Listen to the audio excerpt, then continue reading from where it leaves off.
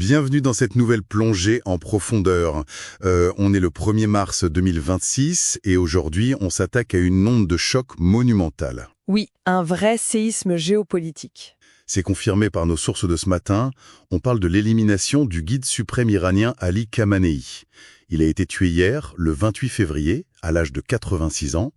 Et notre mission aujourd'hui, à partir de tous ces rapports qu'on a sous les yeux, c'est de comprendre ce bouleversement. Tout à fait. Juste une petite parenthèse, très importante avant d'aller plus loin.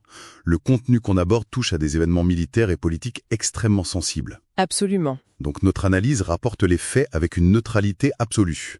On n'endosse aucune faction, aucune idéologie, ni aucune action militaire, que ce soit du côté occidental ou moyen-oriental. Le but, c'est juste de transmettre les informations fidèlement. C'est essentiel de le préciser. Bon, décortiquons tout cela. Comment une figure aussi intouchable a-t-elle pu être ciblée directement chez elle ? Ce qui est fascinant ici, c'est l'opération en elle-même. Elle s'appelle Epic Fury. C'est une frappe israélo-américaine très précise. Mais pour comprendre son succès, il faut remonter un peu en arrière. À l'année dernière. Exactement. La fameuse guerre des 12 jours de juin 2025. C'est vraiment l'origine de la faille sécuritaire iranienne.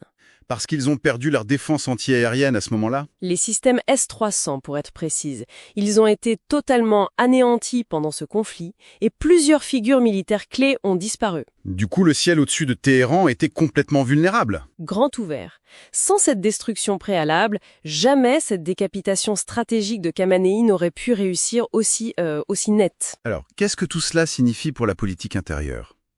J'imagine que le sommet de l'État est en ébullition. C'est un véritable champ d'imminence moment. Ils ont mis en place un conseil provisoire, mais il est profondément fracturé. La lutte de pouvoir est totale. Et qui sont les successeurs en lice ? On entend beaucoup parler de son fils. Mojtaba Khamenei, oui. Il a un avantage énorme parce qu'il contrôle l'appareil sécuritaire, mais il lui manque la légitimité religieuse. Et en face de lui, on a des profils plus politiques. Comme Ali Larijani, qui est perçu comme beaucoup plus pragmatique. Et bien sûr, il ne faut pas oublier les clercs conservateurs de la ligne dure qui refusent de céder le moindre centimètre. Ce qui nous amène à un risque que tous les rapports soulignent avec insistance. Le basculement vers une junte militaire ? Les gardiens de la Révolution qui prendraient tout simplement le contrôle absolu. C'est ça. On passerait d'une théocratie à une dictature purement militaire. L'armée primerait sur le clergé. Et on comprend pourquoi ça inquiète le monde entier. D'ailleurs, si on regarde l'impact sur le quotidien, et pourquoi ceux qui nous écoutent devraient s'en soucier, les représailles sont terrifiantes. La réaction a été immédiate dans le Golfe. Les chiffres de ce matin parlent de 137 missiles et de 209 drones tirés. C'est massif. Et ça a fait des dégâts. Même le célèbre hôtel Burj Al Arab à Dubaï a été endommagé. Mais la vraie cible économique, la ligne rouge, c'est le détroit d'Ormuz. 20% du pétrole mondial transite par ce détroit. L'Iran menace de le bloquer complètement. Ce qui ferait exploser les prix. Nos rapports économiques sont formels. Le baril de Brent pourrait dépasser les $100 très rapidement en cas de blocus. Une catastrophe pour l'économie mondiale.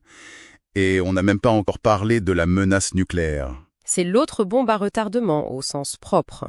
Sans l'autorité de Khamenei, les experts craignent une accélération du programme. Oui, parce qu'il servait parfois de frein politique et religieux. Là, selon les dernières estimations, l'Iran pourrait produire une bombe nucléaire en seulement 2 semaines. 2 semaines, c'est vraiment vertigineux. Si l'on relie cela à la vue d'ensemble, comment on peut synthétiser ce qu'on vient de voir ? On peut dire que l'Iran est aujourd'hui une poudrière à ciel ouvert. On a d'un côté une vraie liesse dans une partie de la population qui espère du changement. Mais de l'autre côté, le spectre de la violence. Un risque éminent de guerre civile destructrice, oui, avec des purges internes pour maintenir le pouvoir. Ça nous amène à une réflexion finale, une pensée un peu provocatrice à laisser à ceux qui nous écoutent. Sur l'évolution du régime, en fait. Tout à fait. Si l'Iran abandonne sa nature théocratique pour devenir une simple dictature militaire, est-ce que ça ne va pas se retourner contre eux ? Le fait de perdre cette sacralité religieuse, tu veux dire ? Exactement. Cette sacralité qui justifiait tout.